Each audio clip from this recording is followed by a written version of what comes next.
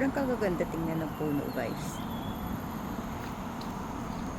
Hindi talaga nakakasawa rito.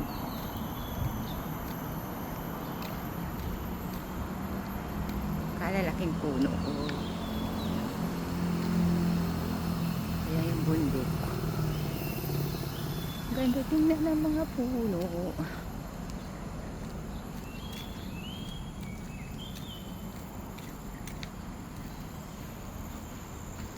Kaya sobrang lilim niya kasi napapaligiran siya ng puno. O, di ba napakaganda lang. Sana sa atin ganito. Kaso sa atin tinatabas naman yung mga puno.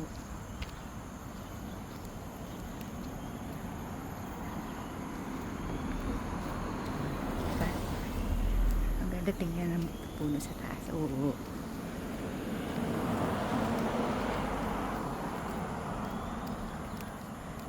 Kaya nakakatawa rito maglakad-lakad. At napakatahimik. Malinis. Ganda niya, guys. Oh. Ang ganda ng style ng bahay niya.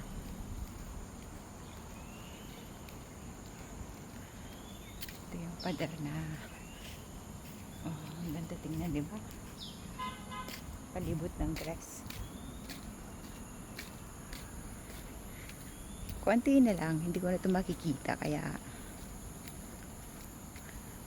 bawat daan ko dito kinukuhanan ko siya ng video kasi ilang buwan na lang uuwi na ako.